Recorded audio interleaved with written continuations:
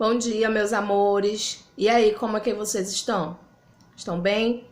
Passaram o dia bem? Conseguiram realizar as atividades de ontem? Espero que sim. Hoje nós vamos começar a nossa aula de história falando de povos do passado, tá? É o primeiro assunto aí do nosso livro 4.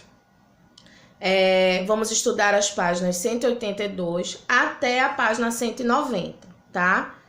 Vamos agora começar a nossa aula. Sabemos que alguns costumes que nós temos, que nós apresentamos, eles foram repassados por povos antigos, né?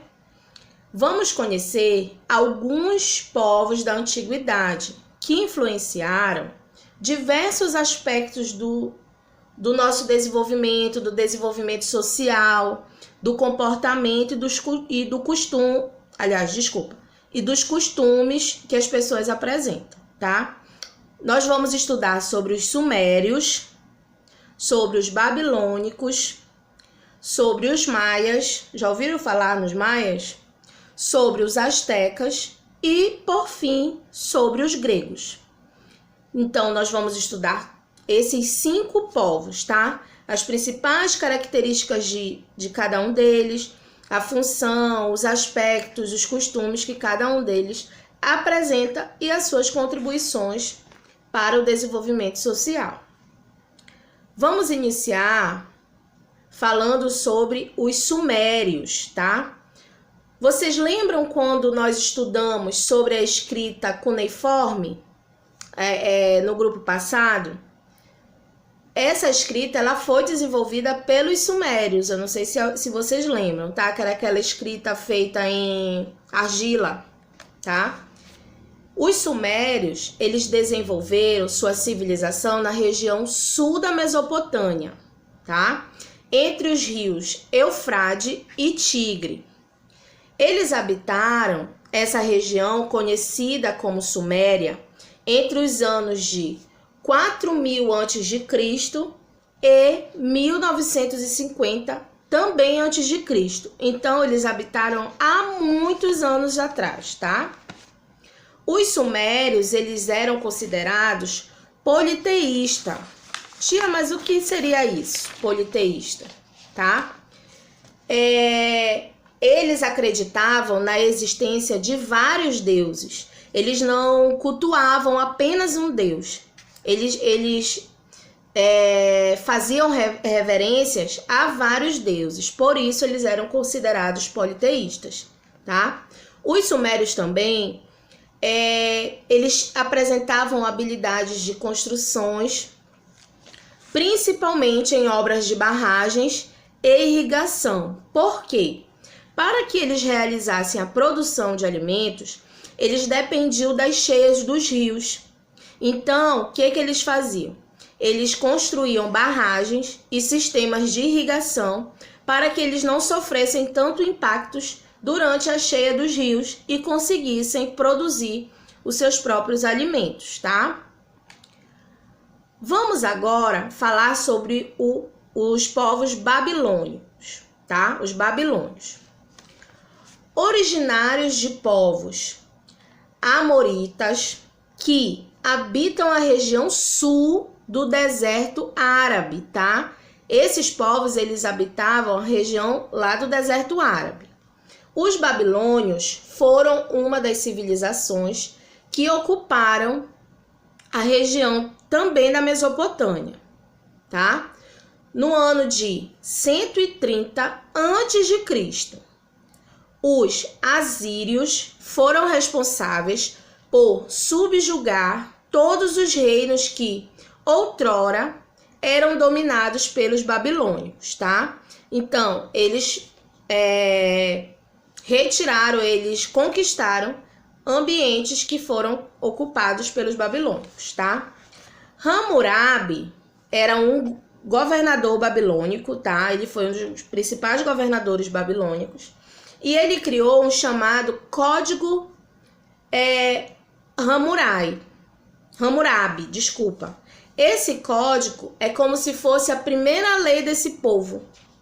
Ele estabelecia punições e os deveres dos cidadãos, tá? Eu considero como um código de conduta, tá? Lá tinha todas as leis e as regras que eles deveriam seguir, os direitos e deveres.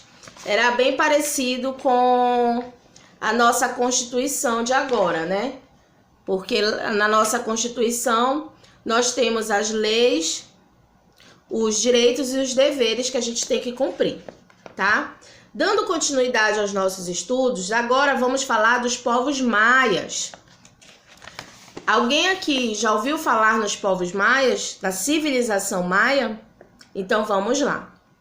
A civilização maia foi a primeira a se consolidar como império. Olha que interessante.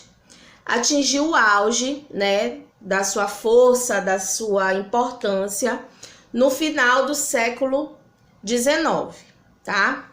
O surgimento dos maias é um dos maiores mistérios até hoje para os arqueólogos, que são os que pesquisam essa civilização, tá? Pois alguns pesquisadores acreditam que a cultura maia teria começado por volta de 2000 anos antes de Cristo, lá no sudeste do México, que é onde está localizada a civilização maia, tá? Os maias, eles viviam em aldeias e mais tarde eles passaram a viver em cidades. Suas cidades possuíam grandes templos, pirâmides de pedras, como vocês podem visualizar aí na imagem, e palácios. Então eles tinham construções grandiosas e imponentes, tá? Cada cidade ela possuía seus próprios líderes religiosos, tá? Então, cada cidadezinha maia, ela tinha os seus líderes religiosos que eles seguiam a doutrina de acordo com a cultura. Vamos agora falar sobre os astecas, tá? Os astecas, eles também viviam no México, assim como os maias. Então, aqui como vocês podem ver a imagem, era uma civilização muito imponente, né? Eles tinham muitos costumes, tá? O povo asteca foi uma civilização mesopotâmica, pré-colombiana, tá? Que se desenvolveu no século 16 e 17, tá? Lá no México, como eu já havia falado para vocês. Os astecas foram muito poderosos e bem desenvolvidos. Geralmente, eles migravam para o Vale do México ou para a ilha do Lago Texcoco, tá? Que é essa ilha aí onde vocês estão vendo na imagem, tá? Os astecas eles apresentavam uma certa hierarquia de comando, de poder, que era característica dos povos deles lá, tá? Eles tinham a hierarquia máxima, que era um imperador, tá? E o imperador é uma espécie de governador, de governante, ou de presidente, como a gente tem hoje, tá? E esse imperador, ele era seguido de nobres, e por fim, né, dessa hierarquia vinha o imperador, vinham os nobres, e por fim vinha tinha o imperador, vinha logo abaixo os nobres e os sacerdotes, que são os membros religiosos, e por fim vinham membros do exército, tá? Que protegiam e defendiam os povos astecas. Os templos, né, lá da civilização asteca, eles eram utilizados para cultuar deuses, ou seja, os astecas iam aos templos para pedir ou agradecer alguma coisa, né, alguma realização em determinadas épocas do ano, tá? A religião asteca, ela assumia um caráter politeísta também, porém, eles cultuavam animais e eles cultuavam também outros elementos da natureza, tá? Eles tinha uma devoção por alguns animais ou elementos da natureza. Então, isso era uma característica bem marcante do povo asteca. Agora, vamos falar sobre os gregos, tá? Que a civilização grega ela é muito conhecida e tem alguns detalhes, né? A civilização grega, ela foi uma das mais importantes da antiguidade, certo? Teve origem na ilha de Creta, irradiando-se daí para a Grécia continental e também para a Ásia Menor. Os gregos eram povos de origem indo-europeia, tá? Então, eles se organizavam dessa maneira e nessa localização. Os gregos geralmente uniam-se para praticar Jogos Olímpicos, dos quais participavam diversas cidades desses Jogos Olímpicos. Na Grécia Antiga, as Olimpíadas eram um festival religioso para honrar a Zeus, tá? Hoje a gente tem as nossas Olimpíadas, né? Olimpíadas esportivas. Isso é uma herança de costume dos gregos. Só que os gregos, eles não faziam as Olimpíadas apenas com o objetivo de praticar um esporte ou uma atividade física. Eles faziam as Olimpíadas com o objetivo de honrar a Zeus como um rito religioso e não só como um rito esportivo, tá? Vocês podem ampliar o conhecimento de vocês sobre as Olimpíadas na página 189, onde fala sobre os Jogos Olímpicos na Grécia Antiga, tá? Diz assim: em honra a Zeus, os gregos celebravam os Jogos Olímpicos a cada 4 anos, na cidade Olímpia, com duração de 5 dias. Havia 2 partes, as oferendas e competições. No início, a disputa era uma simples corrida em um estádio, mas a partir de 724 a.C., foi acrescentada uma corrida de ida e volta. Em 708 a.C., foi introduzido o pentatlo, com 5 modalidades: salto, corrida, arremesso de disco, luta e lançamento de dardo, tá? Em 680 a.C., começaram as corridas de carro. Com o tempo, as outras modalidades de diversos tipos de corrida foram sendo incluídas. Então, modalidades praticadas desde essa época da antiguidade ainda são praticadas nos Jogos Olímpicos até hoje. Então, foi uma influência grega muito forte, tá?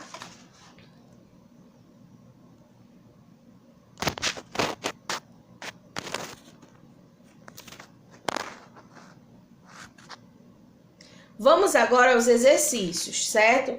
Peguem o livro de vocês na página 190, que eu irei explicar de que forma você vai realizar o exercício de aplicação.